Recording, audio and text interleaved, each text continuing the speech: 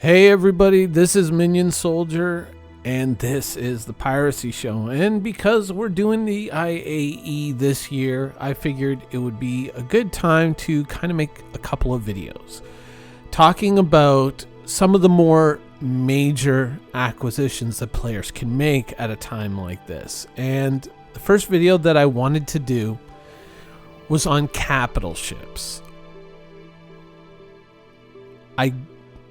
It's something that, it's a topic that we bring up from time to time, but it's something that especially now bears review. There's a lot of people out there who, of course, when a new capital ship comes out or access to an existing capital ship is realized for the players, there's often a lot of enthusiasm. There's a lot of pressure. There's a lot of fear of missing out that drives a lot of capital ship purchases, because oh my god, what happens if everyone else is going to have one? What if I don't have one? Now we are starting to see certain developments in the game which are making capital ships to a certain degree less attractive. There are certain things that are kind of coming to light about the game's development and about the state of capital ships in even a fully developed version of Star Citizen that have raised a few eyebrows amongst those who are in this community. Now, I myself am not, strictly speaking, a capital ship owner in terms of a capital combat ship. I do own an Aegis Reclaimer, but we'll bring that into this in a moment. But the heaviest thing that I own in terms of combat capital ships is a mine layer, which as of the making of this video I still currently own, but that may not be the case in a few days. Now, one of the things that a lot of people kind of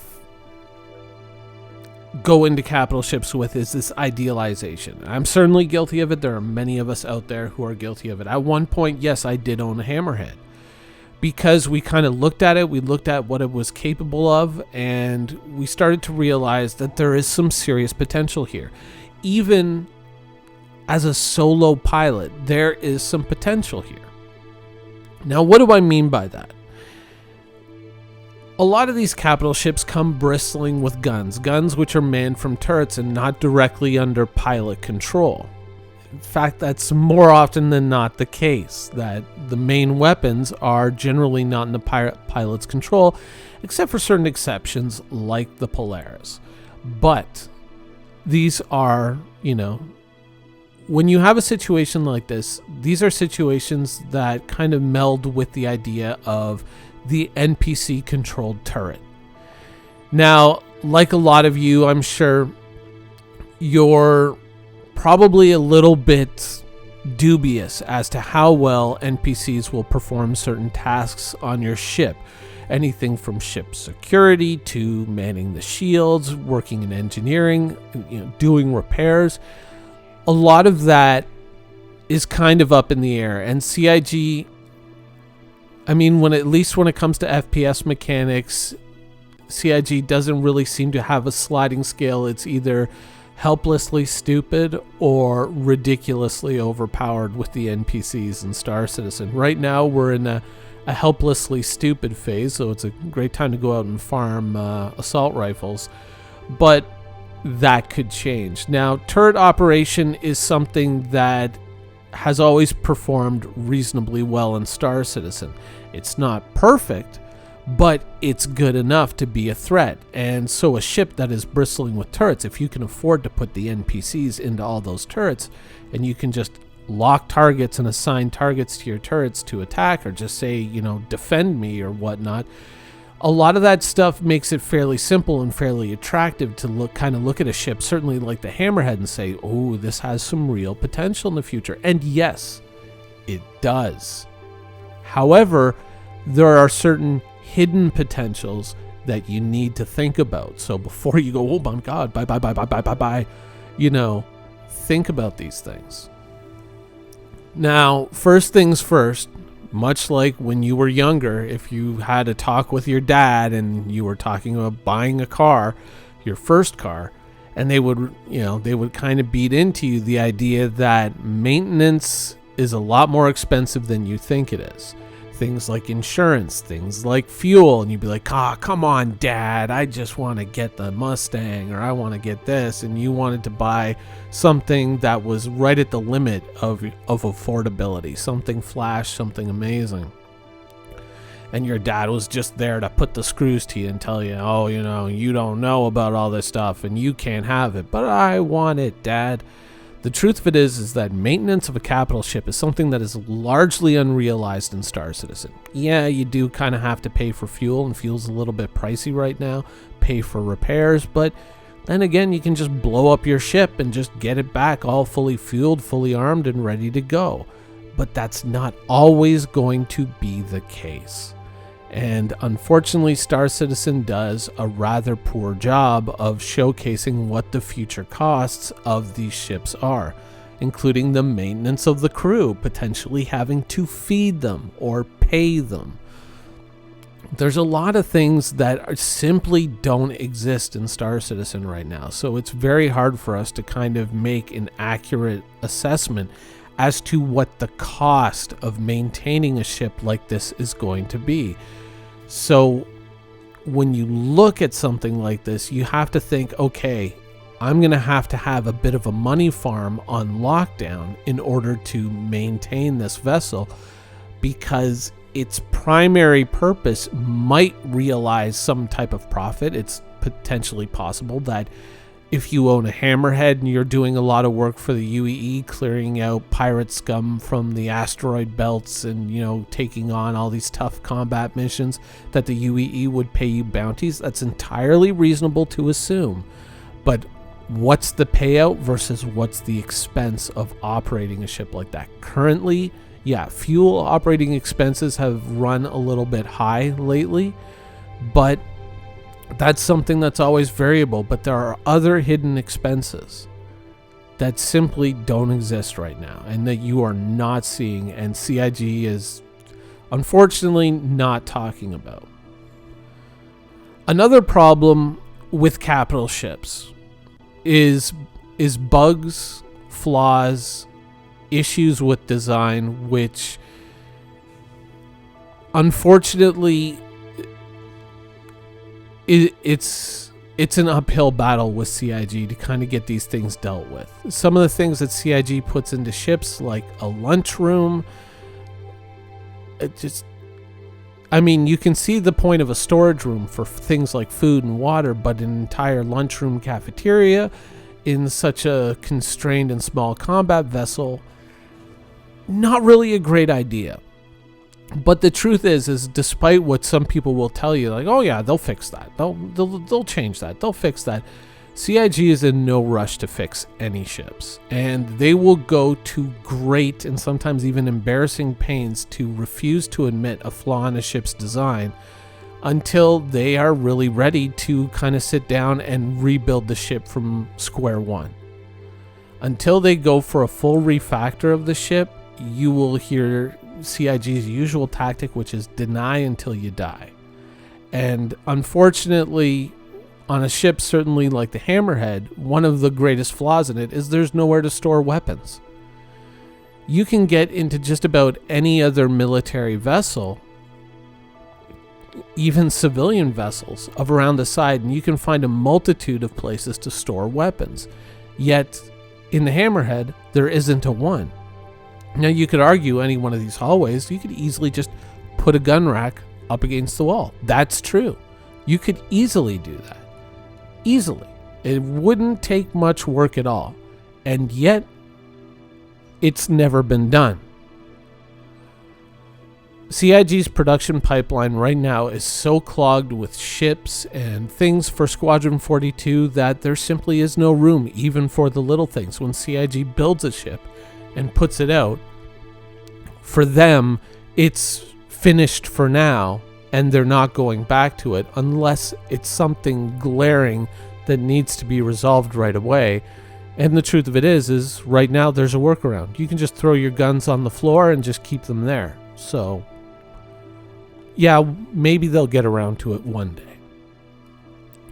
Now, the Hammerhead is kind of a special case. It's not really a combat capital ship. It's something that I would say is a borderline kind of case. It's something that is more in the high end of the medium combat ships. But it is a fair showcase of some of the issues that capital ships may face in the future. Now, it's important to say that even where the Hammerhead falls short, future capital ships are, of course, very likely to profit from these examples and these mistakes. Future capital ships are probably going to correct a lot of the issues that exist on something like the Hammerhead. But there's an added kind of problem. As we saw recently with the Mercury Star Runner and its release, CIG loves to develop ships in the blind, and strangely enough, they love to avoid player feedback until it's too late. And I mean, there's a number of ways that you can look at it. One could be too many cooks in the kitchen. Another could be the fact that, they kind of want to move things along. They want to hit a certain date to get things out there. And if players are able to see and examine a ship's model as it develops, some players might continuously find issues with how a design is proceeding, and CIG then ends up in a position where they can't really deliver the design because they have to keep iterating on it because players are finding numerous issues. That, coupled with the fact that, it is the Star Citizen community. So the person who says, oh my god, the MSR's only got one exit, we need to fix that, the person next to them could be sitting there and saying, I don't like the color scheme, let's start the whole thing all over again.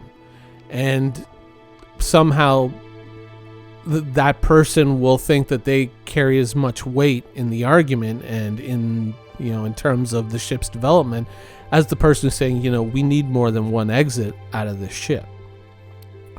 And that is kind of a huge mess, and that is one of the legitimate things that CIG is trying to kind of avoid by developing in the dark. The unfortunate side effect is that a lot of these errors, a lot of these omissions, a lot of these problems largely go undetected until it's far too late to fix them.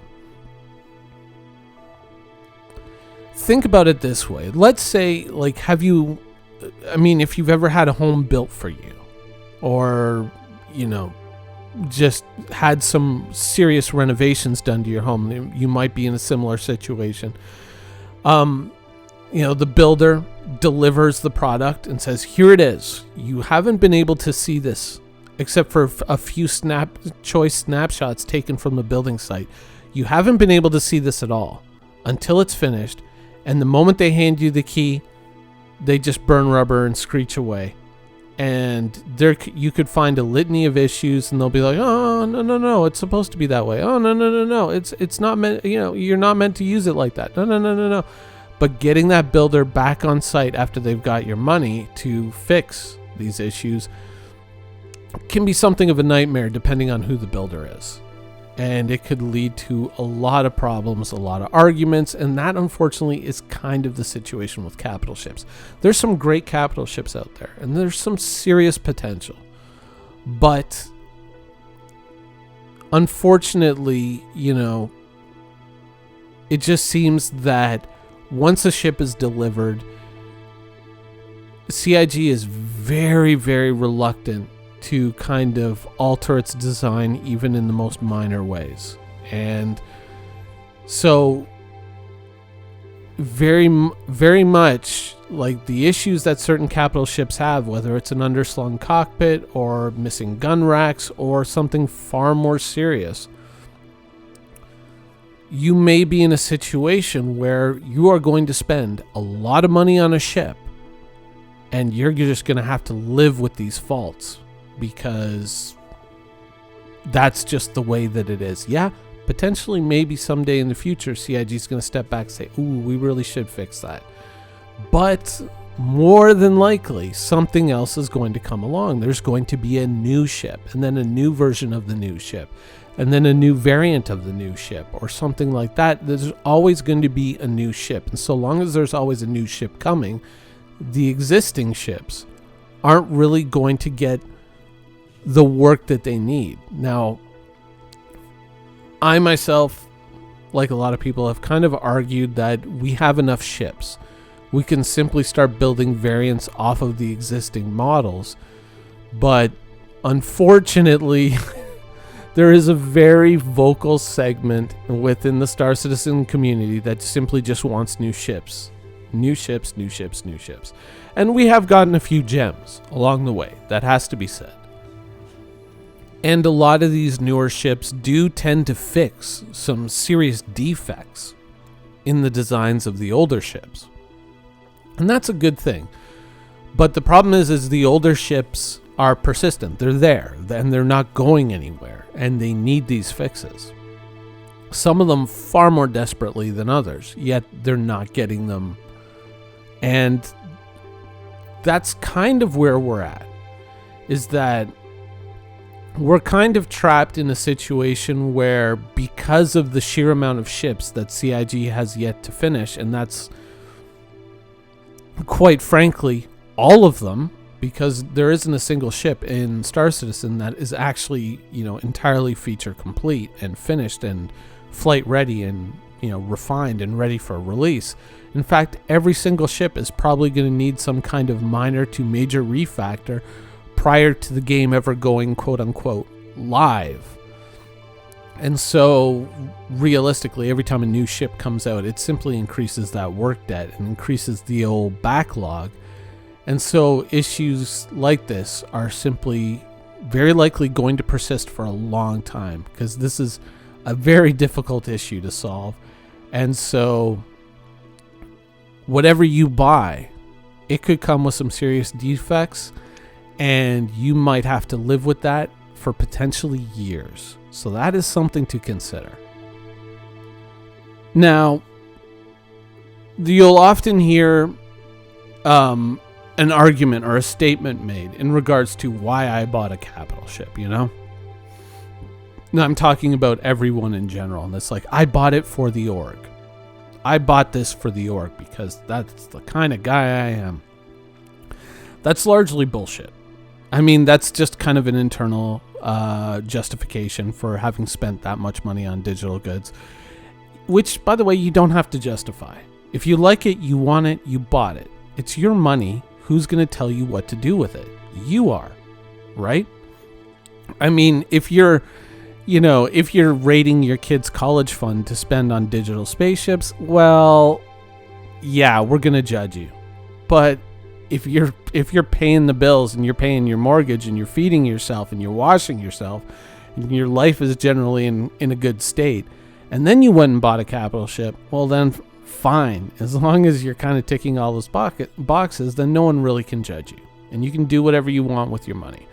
But the notion that you bought it for the org is kind of foolish, because everyone in the org owns spaceships. Everyone in the org bought spaceships so that they could fly their spaceships. Everyone in the org didn't just buy an Aurora MR game package so they could fly on your ship. They bought their Polarises, they bought their Corsairs, they bought, their Gladiuses so that they could fly them, not so that they could fly your ship. Now, there may be occasions where your ship might be necessary and to crew your ship might be necessary, but those occasions may not be every day. So that is something to think about. And, as we spoke about earlier, the idea that NPCs are going to be able to fulfill complex functions on a starship is still something that is kind of up in the, kind of a dream. Some people like to believe that the dream is real, but it's not a guaranteed thing. Manning turrets is one thing. Manning engineering, providing ship security, doing much more complex tasks like repairing battle damage, that's kind of up in the air.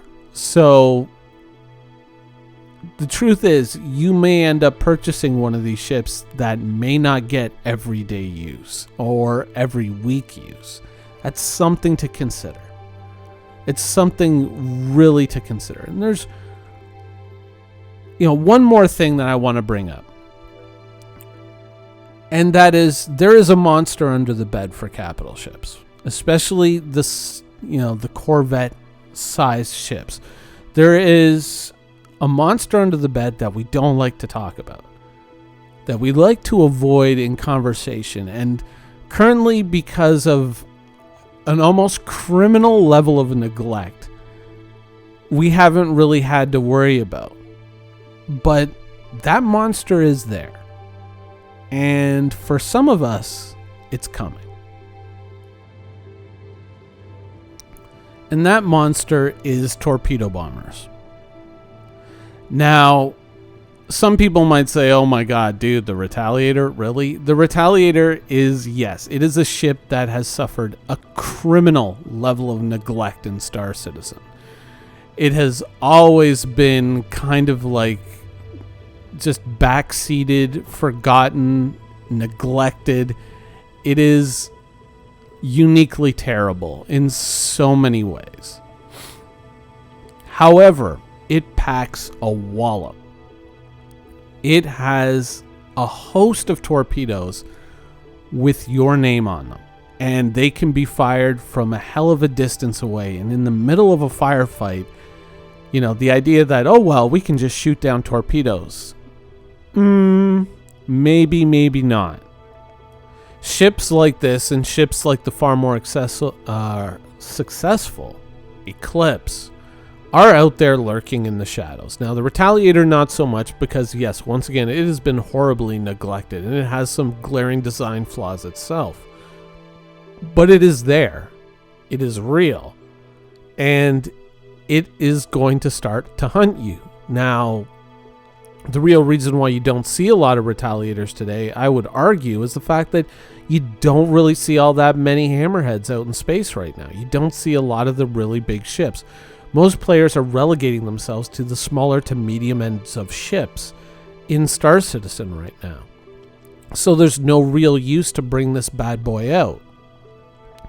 And while it does have a number of issues, and we can kind of get into those in detail in a future episode, the truth of it is that when it comes to delivering some heavy-duty punch, there aren't that many ships out there that equal it, and it's actually surprisingly good at the one thing that it's supposed to do, while the rest of it is kind of a mess. These things are out there, and they're just collecting dust in many hangars, and so people are kind of building up this false notion of security. Like, I haven't seen a Retaliator in months, so why would I have to worry about a Retaliator? But they're there. You might say, I've never seen an Eclipse, but that's because the Eclipse pilot is probably good. You might notice that sometimes your ship just randomly explodes in space. You saw that you were missile locked, but there were no other ships out there, and then all of a sudden you blew up. That's an Eclipse. And so this is kind of one of the big threats that you really haven't seen realized in Star Citizen yet. And these things can kill, and kill you quite easily. In the hands of a practice pilot, they're actually pretty devastating. This and the Eclipse particularly. Right now, there's a false sense of safety being built up in the community in regards to operating very large ships.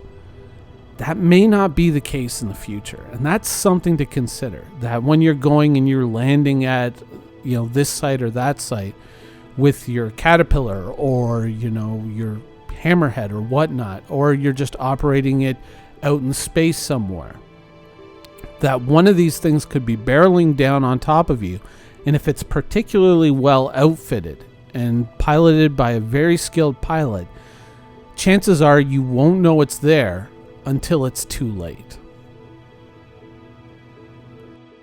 Now, you might think, because I've kind of outlaid all these cons first, that, capital ships are a bad idea, or that Minion Soldier recommends strongly against them. Well, it'd be somewhat hypocritical of me to say something like that.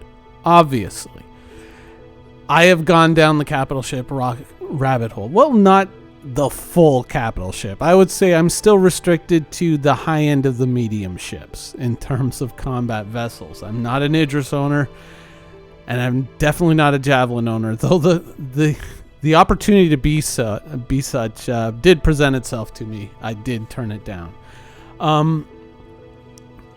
So is it all bad? Is it all negative? No. If you are a member of an organized group, if you are someone who delights in dealing with a lot of minutia, and when I'm talking about this, I'm talking about things like, let's say you have a character in a different type of MMO and you're like, oh, I got to maximize all my stats, and ooh, I got to tweak this and tweak that. And it doesn't matter how long it takes me to get that certain piece of gear or that certain item. I'm going to do it. I'm a very task-oriented player. I love that kind of stuff. Having a ship like this is probably going to be heaven for you, because there are going to be so many little things to tweak and so many little things to change. You have to remember that even in a ship like the Hammerhead that we're seeing here, so much of it is unrealized potential. There are so many systems, so much equipment that is entirely unmodifiable. We can change guns and shields and power cores and coolers. Whoopee-doo. That's nothing compared to what these ships are going to be in the future in terms of complexity. And a lot of these ships open up some very interesting doors in terms of gameplay, some of which are going to require some fixes in the cases of certain ships. But, with other ships, they're probably going to come integrated with those solutions that these early, ships did not have. So, there is that certain benefit, and these are ships that are going to open up certain doors in terms of combat, because there are going to be certain enemies out there in the Star Citizen universe, even in the PvE end of things, that are going to be much more heavily equipped and much more dangerous. And having an answer to that danger is also something that is not unwise to have. Now, some people will work their way up to these things in the Star Citizen universe. They will build up the UEC to get there themselves. Others, they've invested a certain amount of money into Star Citizen, and that money is kind of expresses itself in an ever morphing hangar, where some weeks it's these ships, other times it's those ships, and around the anniversary sale is when a lot of that shuffling gets done. There's a lot of potential in these ships to open doors in terms of early access to higher end content, which other players will have to kind of grind their way up to. A lot of people mistake Star Citizen as pay to win, and Star Citizen really isn't pay to win. There's a lot of effective counters to a lot of ships out there in the Star Citizen universe. As you saw, I outlined a very major one for ships like this. But it is pay to progress. It is kind of pay to skip ahead of, quote unquote, the leveling experience and getting right to your ideal end game as you may see it. Because remember, there are no raids, there are no mages, there's no real max level or anything like this. The end game in Star Citizen for you is what you want it to be. So if you want to be an ace fighter pilot, you can be. If you want to be a capital ship captain, you can be. But one of the things that you do need to think about is the things that go along with that. It's not just, swipe your credit card, buy the ship, and boom, you're there. There's a lot of things that come with it, and there are benefits as well.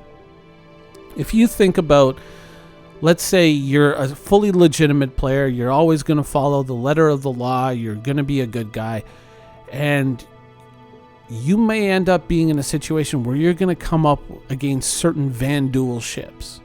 Now, if you're smart and you're running that capital well and you're a really great captain, other players might be drawn to crew your ship, saying, hey, you know what? I'm going to go crew for this guy because he always brings in the money. He knows the missions to go after, and we get the big rewards. And some people feel that these ships shouldn't be financially rewarding. I disagree.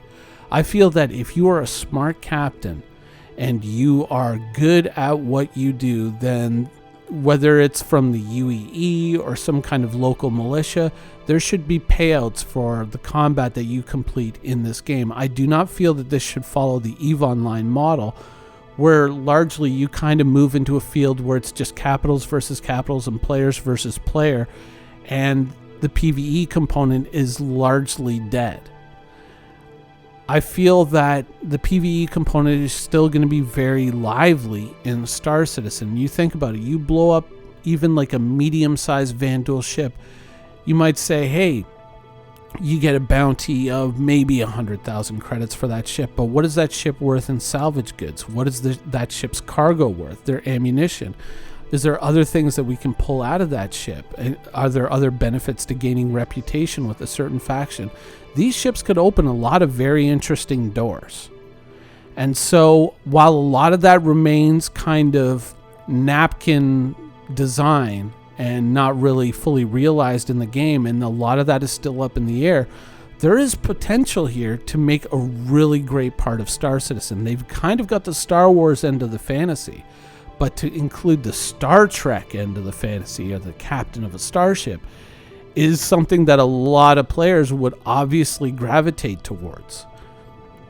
And for those players out there in Star Citizen who kind of thrive on a much more team-oriented gameplay environment rather than 5 or 6 people each flying their own ship and doing their own things, some people like to group up and like to do teamwork.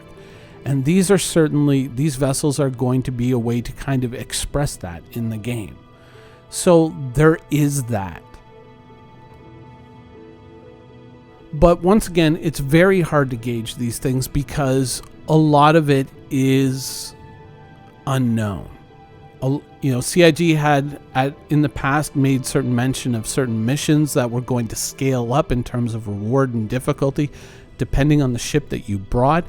That has unfortunately not been realized within the game, but that is on their radar. That is something that they have talked about on the past, and that is kind of a statement that they have made as to their intention for the way that things are going to go in the future. So it's not unreasonable to expect that.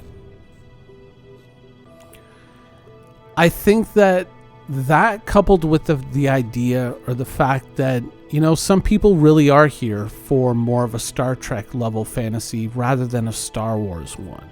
And I think that there's going to be a lot of people who kind of gravitate towards that gameplay.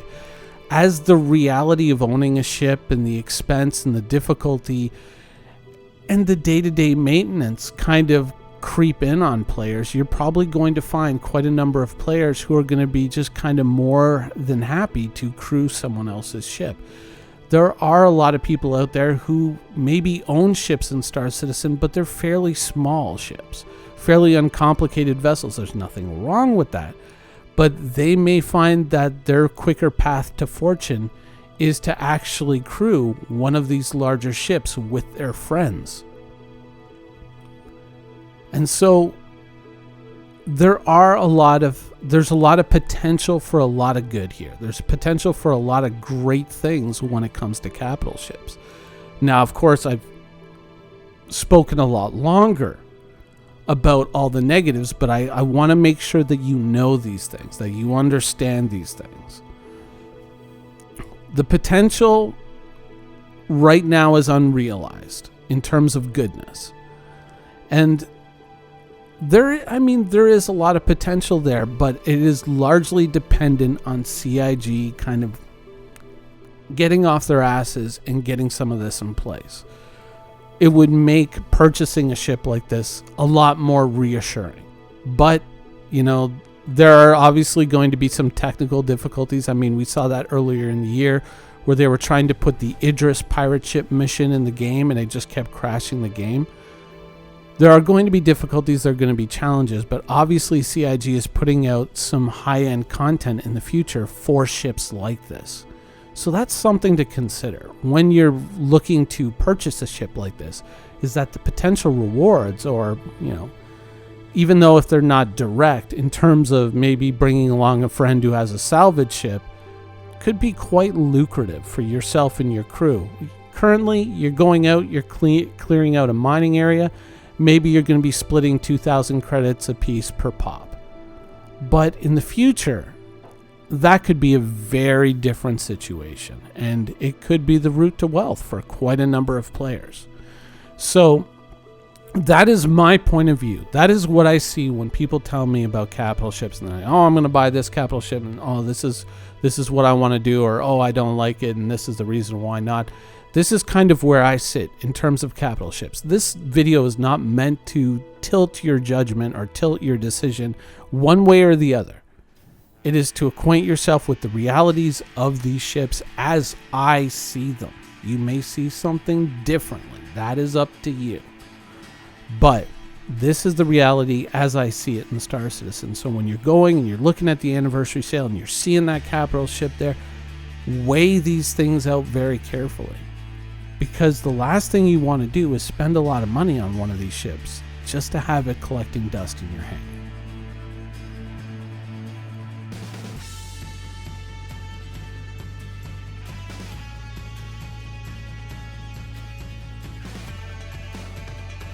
Thank you for watching. If you want to keep up with the latest and greatest in Star Citizen, please follow us on our social media channels.